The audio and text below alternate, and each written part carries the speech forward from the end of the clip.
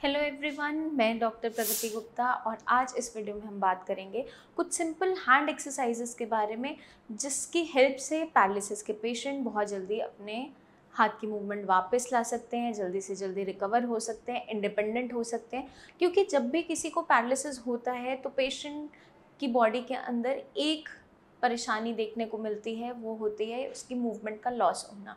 अब ब्रेन के अंदर आप मान लीजिए क्लॉट आया था, हेमरेज हुआ था आपके left side of the brain में, तो मोस्टली क्या देखने को मिलता है, आपकी right side of the body paralyse हो जाती है। उसके अंदर भी क्या देखने को मिलता है कि आपकी मूवमेंट्स बॉडी की रिस्ट्रिक्ट हो जाती है। आपका चलना फिरना है, हाथ की मूवमेंट है, सिंपल सिंपल जो आपकी डेली रूटीन वर्क है उसके लिए आप दूसरे पे डिपेंडेंट हो जाते हो। आपकी डिपेंडेंसी दूसरे जन पे होनी स्टार्ट हो जाती है क्योंकि आप इंडिपेंडेंटली काम नहीं कर पा रहे होते हैं, क्योंकि आपके हाथ में पैर में उतनी अच्छी मूवमेंट नहीं है जितनी नॉर्मली होती थी। अब ऐसा ब्रेन के अंदर क्या होता है कि अचानक से आपकी मूवमेंट में लॉस आ जाता है।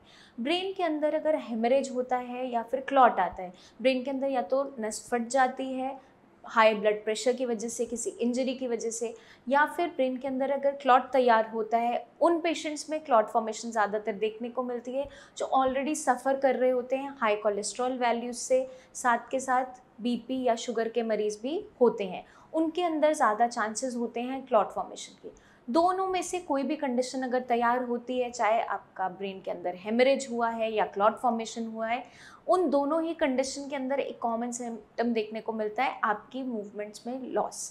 चाहे आपका हाथ है, पैर है, आप नॉर्मली जितना काम करते थे अब नहीं कर पाते हैं, आपका उठना बैठना चलना फिरना हैम्पर हो जाता है, तो पेशेंट सबसे ज़्यादा डिप्रेस्ड फील करने लगता है, इरिटेबल हो जाता है, क्योंकि वो छोटे छोटे रूटीन वर्क के लिए, चाहे आपका खाना खाना है, पानी पीना है, वॉशरूम तक जाना है, उतना काम भी खुद से नहीं कर पा रहा होता है, दूसरे जनों पर डिपेंडेंट होता चला जाता है। उस कंडीशन से रिकवर करवाने के लिए पेशेंट्स को हमें कुछ एक्सरसाइजेज मैं आज आपको एडवाइस कर रही हूँ जो मदद करेंगी पेशेंट के हाथ के अंदर जल्दी से जल्दी रिकवरी लाने में।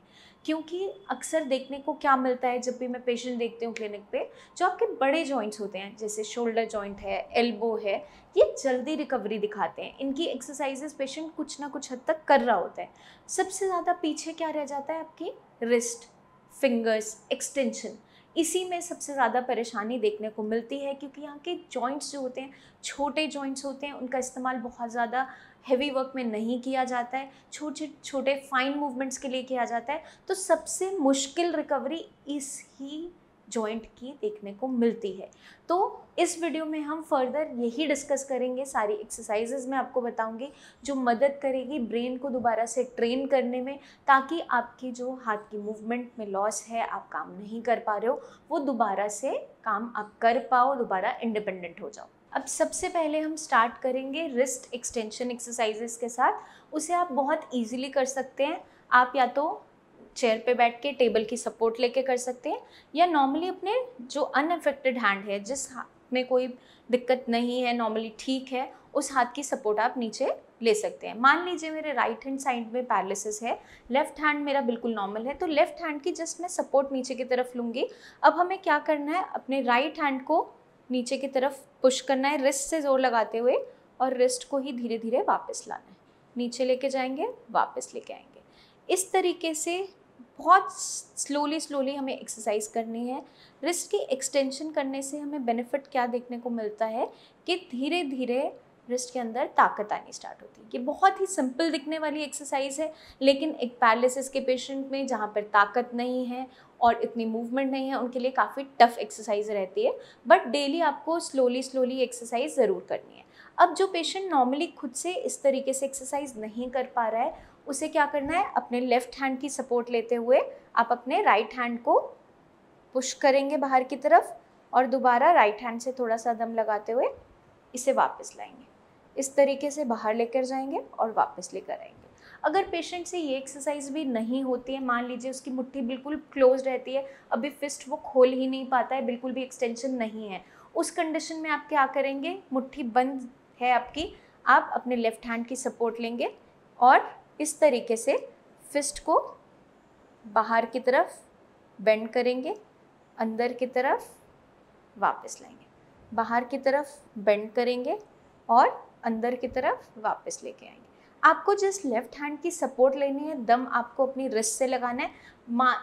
मैं मानती हूँ फिंगर्स ओपन नहीं कर पा रहे हो, फिर भी आप अपनी रिस्ट से थोड़ा दम लगा सकते हैं। तो आपने क्या करना है, जस्ट लेफ्ट हैंड की सपोर्ट लेते हुए रिस्ट को पुश करना है बाहर की तरफ और अंदर की तरफ वापस लाना है। तो अगर आप ये डेली एक्सरसाइजेस करते हैं, जो बहुत ही सिंपल दिखती ज़रूर हैं लेकिन पेशेंट के लिए काफ़ी टफ है करनी, डेली आप 5-5 काउंट से स्टार्ट कीजिए। डेली अपनी 2-2 काउंट्स बढ़ाते रहो। एक दिन 5 काउंट्स किया, 7 किया, 9 किया, धीरे धीरे आप इंक्रीज़ करते करते नंबर ऑफ़ काउंट्स को इंक्रीज़ करते रहो जहाँ तक आप आराम से कर पाते हो। डेली अगर हम ये एक्सरसाइज करते हैं, इसके अंदर हम ताकत अपने राइट हैंड की ही लगा रहे हैं, लेफ़्ट हैंड से सिर्फ सपोर्ट ले रहे हैं, उससे बहुत ज़्यादा ज़ोर हमें नहीं लगाना है। उससे बेनिफिट क्या होगा, प्रेशर आपका राइट हैंड खुद ही लगा रहा है, ब्रेन दोबारा से सीखेगा। ब्रेन दोबारा से ये एक्टिविटी जैसे जैसे सीखता जाएगा बार बार रेपिटेशन से, और उसके पास एक मेमोरी बनती जाएगी। उसकी हेल्प से क्या होगा, खुद से जब वो कंडक्शन भेजना स्टार्ट करेगा, दोबारा से सिग्नल भेजेगा, तो ऑटोमेटिकली आपके रिस्ट में मूवमेंट स्टार्ट हो जाएगी। वहाँ तक पहुँचने के लिए ये सिंपल एक्सरसाइजेस करना बहुत ज़रूरी है। अब हम बात करेंगे नेक्स्ट एक्सरसाइज के बारे में, जो है wrist wave exercise.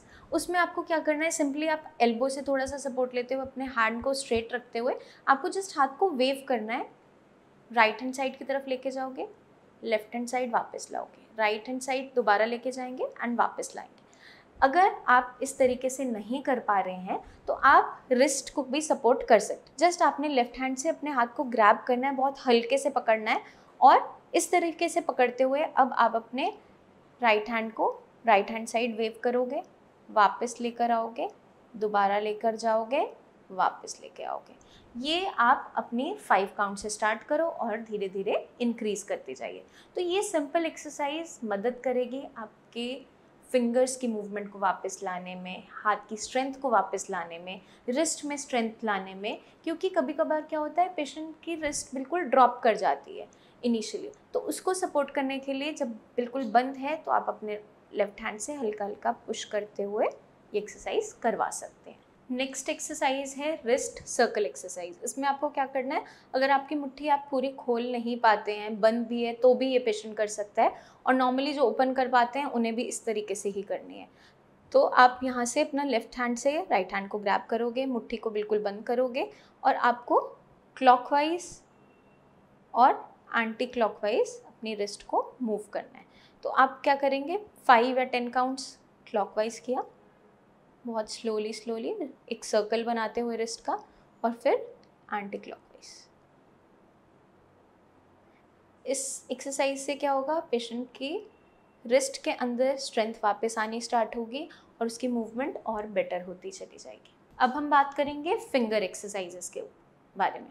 Finger exercises के अंदर आप नॉर्मली या तो टेबल का सपोर्ट ले सकते हो, या अपने अनअफेक्टेड हैंड का, लेफ्ट हैंड का सपोर्ट लेके आपको क्या करना है, अपने हाथ को जस्ट प्लेस करना है लेफ्ट हैंड के ऊपर या टेबल के ऊपर, और आपको पाम को टेबल पे प्लेस करना है या अपने लेफ्ट हैंड की सपोर्ट लेते हुए लेफ्ट हैंड पे प्लेस करना है। जस्ट आपको अपनी फिंगर्स को ऊपर लेकर जाना है और नीचे वापस लाना है। फिंगर्स की मूवमेंट करोगे आप, रिस्ट मूव नहीं करोगे पूरी, पाम को नहीं उठाना है, हाथ के तले को नहीं उठाना है, सिर्फ उंगलियों को आप मूव करोगे, ऊपर लेके जाओगे, नीचे वापस लेके आओगे। अगर नॉर्मली आपसे ये एक्सरसाइज नहीं हो पा रही है तो आप क्या करेंगे, हाथ को ऐसे प्लेस करते हुए बाहर खोलने की कोशिश करोगे, मुट्ठी बंद करने की कोशिश करोगे, ओपन करोगे, क्लोज करने की कोशिश करोगे। अब जो पेशेंट के हाथ के अंदर बहुत ज़्यादा एक्सटेंशन नहीं है, मुट्ठी अच्छे से खुल ही नहीं पाती, उसमें आप क्या कर सकते हैं, अपने लेफ़्ट हैंड की सपोर्ट लेते हुए, लेफ़्ट हैंड से राइट हैंड को थोड़ा सा सपोर्ट करते हुए आप अपने राइट हैंड से अब लेफ़्ट हैंड को बाहर की तरफ पुश करने की कोशिश करोगे और अपनी फिंगर्स को वापस लाओगे। अब जो हमें एफ़र्ट लगाना है, आप कुछ एफ़र्ट आप अगर अपने एक्सटेंसर्स से लगा पा रहे हो, अपनी फिंगर्स से लगा पा रहे हो तो वेल एंड गुड। अगर नहीं हो पा रहा है तो आप अपने लेफ़्ट हैंड की सपोर्ट से, जो हाथ आपका बिल्कुल ठीक है, नॉर्मल है, अपने राइट हैंड की अगर मुट्ठी बंद भी है तो आप क्या करेंगे, इसको पुश करने की कोशिश करेंगे और वापस लाएंगे, बाहर की तरफ पुश करेंगे, वापस लेकर आएंगे। अब हम बात करेंगे नेक्स्ट फिंगर एक्सरसाइजेस के बारे में, फिंगर स्प्रेड एक्सरसाइज।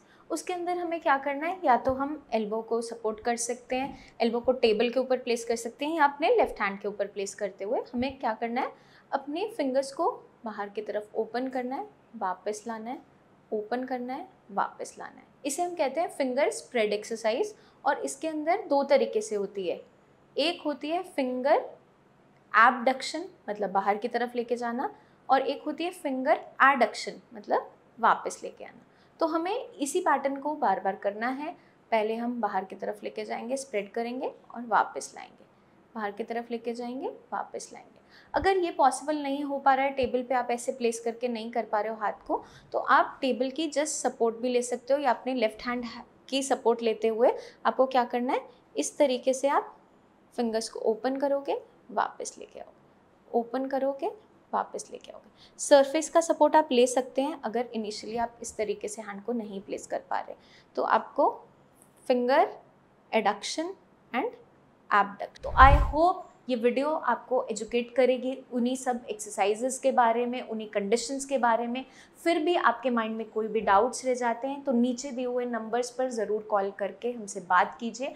कोई भी डाउट अपने माइंड में रखने की ज़रूरत नहीं है। आप किसी एक्सरसाइज को लेकर अगर क्लियर नहीं हो कि आप कर सकते हैं, नहीं कर सकते हैं, या किस तरीके से करना है, तो आप हमसे गाइडेंस लेकर फिर ही उसे परफॉर्म कीजिए। आपको अब कोई भी डाउट अपने माइंड में नहीं रखना है, क्योंकि साई संजीवनी के ट्रीटमेंट के साथ आप दोबारा से इंडिपेंडेंट हो सकते हैं, जैसे बाकी पेशेंट्स भी हो रहे हैं। आपको मोटिवेटेड रखना है, बिल्कुल भी डिप्रेस फील नहीं करना है। चाहे कितना पुराना पैरालिसिस क्यों ना हो, हर एक पेशेंट के अंदर रिकवरी देखने को मिलती है अगर आप अपना एफर्ट लगाना नहीं छोड़ते हो और साई संजीवनी से जुड़ते हो। तो आपको बस छोटा सा एक काम करना है, जो हर बार मैं आपको कहती हूँ, एक्सरसाइजेस डेली प्रैक्टिस करते रहिए और अपना खास ध्यान रखिए। Take care.